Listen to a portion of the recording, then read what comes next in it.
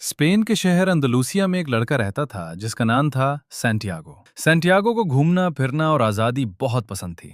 इसलिए सैंटियागो ने अपने बाप के साथ जिद की और अपने बाप को मजबूर किया कि वो उसे कुछ बकरियां खरीद कर दे ताकि वो शेफर्ड बन सके और इस बहाने वो मुख्तलिफ गांव और शहरों में घूमने का अपना शौक भी पूरा कर सके। उसके बाप ने उसे बकरियां खरीद दी जिन्हें वो एक गांव से दूसरे गांव चुराता फिरता।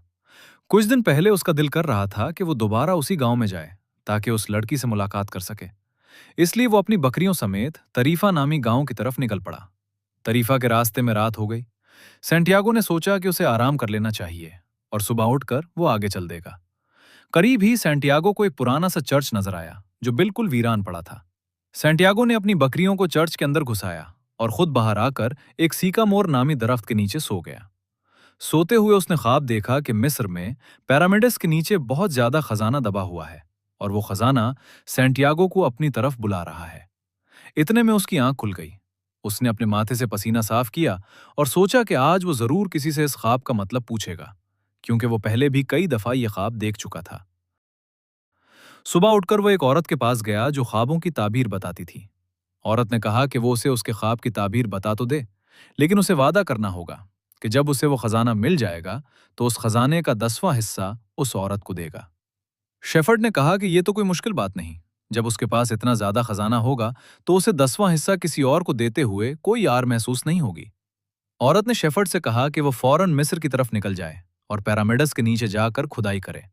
वहां पर खजाना मौजूद है जो वाकई शेफर्ड को मिल जाएगा। उस औरत की बात सुनकर शेफर्ड को यकीन ना आया।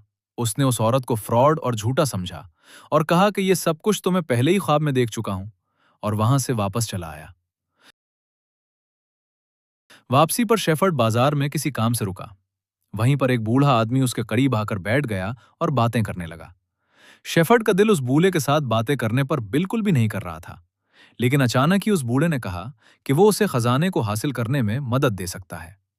सैंटियागो ने हैरत से उस बूढ़े आदमी की तरफ देखा, लेकिन फिर फौरन ही उसे ख्याल आया कि यकीनन उस औरत ने उस बूढ़े आदमी को मेरे पीछे लगाया होगा ताकि मुझे बेवकूफ बना सके। लेकिन उस बूढ़े आदमी ने कहा कि वो किसी औरत को नहीं जानता।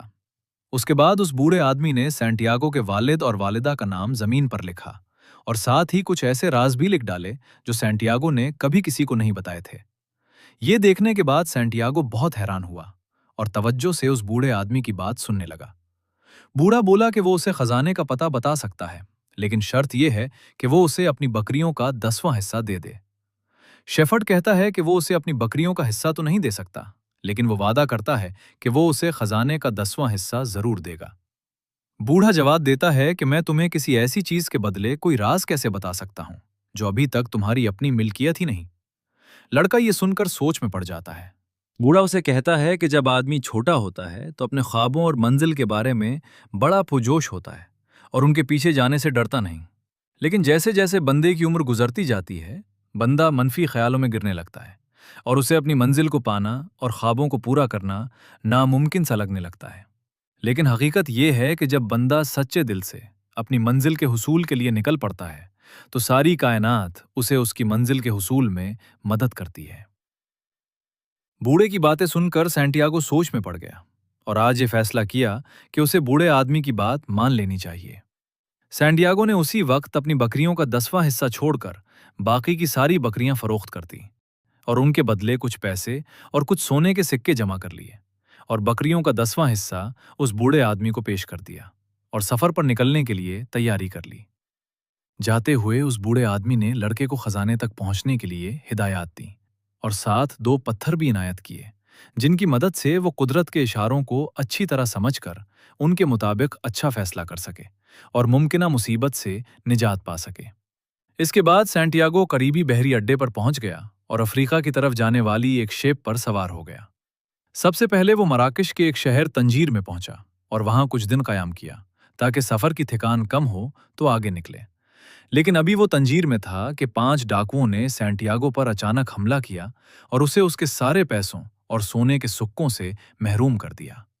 सैंटियागो बहुत दिल बर्दाश्ता हुआ और अपने आप को कोसने लगा कि यार, इसने ये सफर इख्तियार ही क्यों किया। इससे अच्छा था कि वो अपनी बकरियां ही चराता रहता और इस सफर पर ना निकलता। अब वो बिल्कुल खाली हाथ था, लेकिन पहले कम से कम उसके पास बकरियां तो थीं। पैसे न होने की वजह से सैंटियागो वापस भी नहीं आ सकता था, और अगर वापस आ भी जाता तो क्या करता। इसलिए सैंटियागो ने फैसला किया कि वो अपने सफर को जारी रखेगा और खजाने को तलाश करेगा। तंजीर में सैंटियागो एक क्रिस्टल मर्चेंट की दुकान पर पहुंचा। सैंटियागो ने उस दुकानदार से कहा कि वो उसकी दुकान पर पड़े हुए राने क्रिस्टल्स को अच्छी तरह रगड़ कर चमका सकता है, जिससे उसके पुराने क्रिस्टल्स भी बकने लगेंगे। और बदले में सैंटियागो उस दुकानदार से सिर्फ 2 वक्त की रोटी का मुतालबा करता है। दुकानदार सैंटियागो को अपनी दुकान पर रख लेता है। जैसे ही सैंटियागो एक पुराने इंटीक किस्म के क्रिस्टल को साफ करके रखता है, तकरीबन उसी वक्त एक गाहक दुकान में आता है और उसे वो क्रिस्टल पसंद आ जाता है, और वो आदमी उस क्रिस्टल को खरीद लेता है। इसी दिन उस दुकान के कुछ और पुराने क्रिस्टल्स भी फरोख्त हो जाते हैं।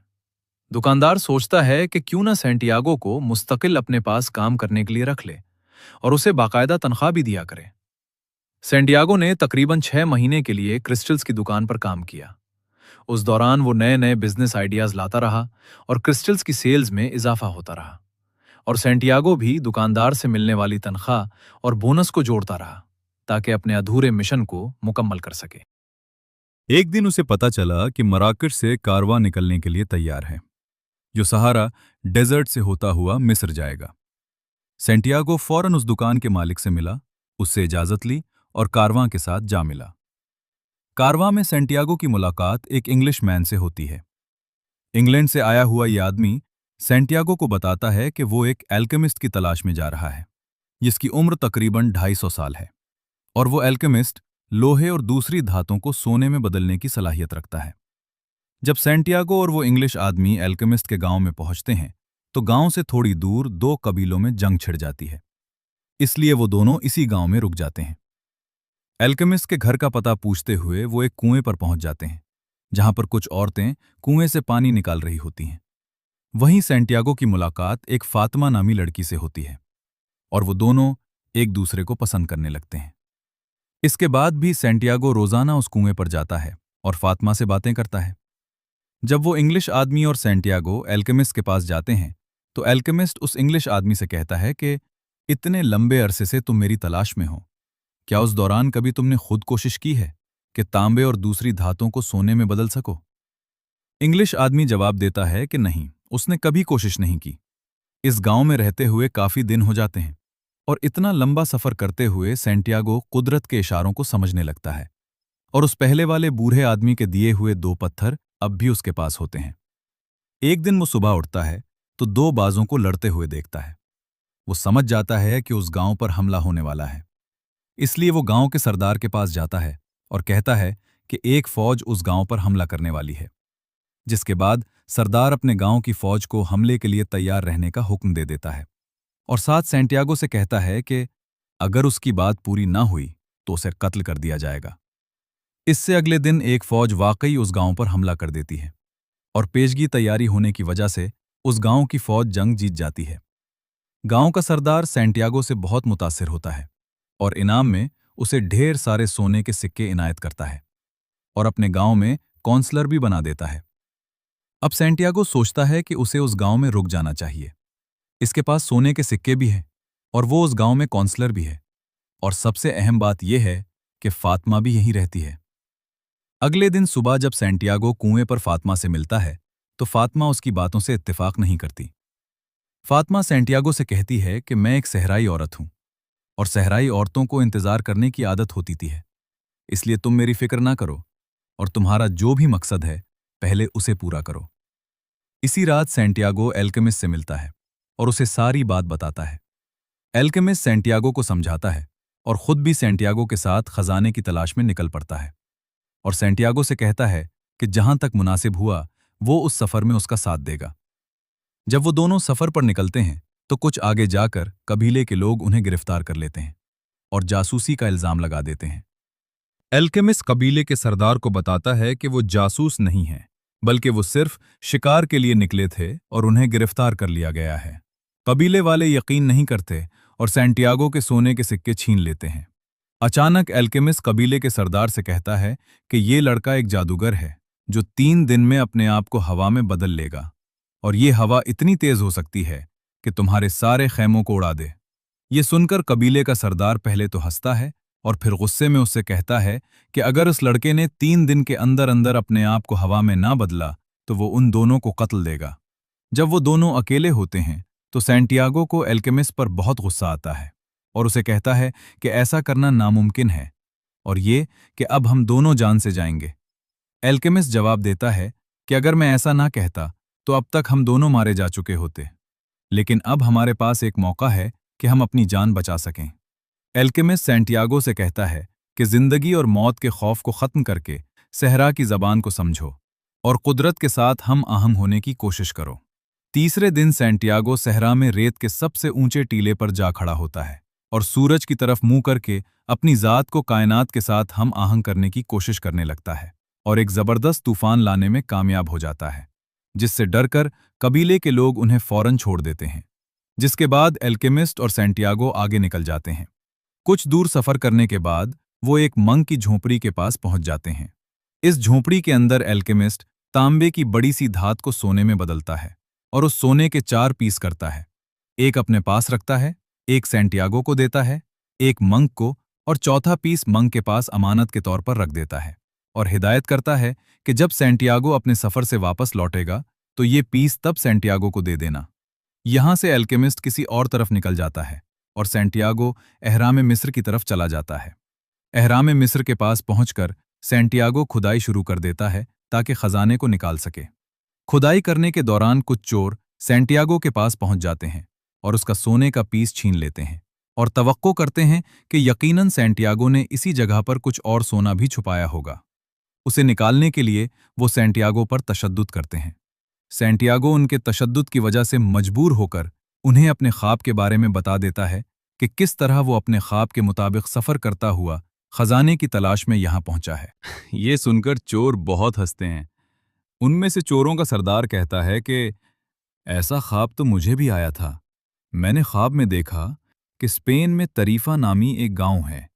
उस गांव में एक टूटे हुए चर्च के पास सिकमोर नामी एक दरख्त है जिसके नीचे खजाना दबा हुआ है, लेकिन मैं तो कभी उस खजाने को ढूंढने नहीं निकला।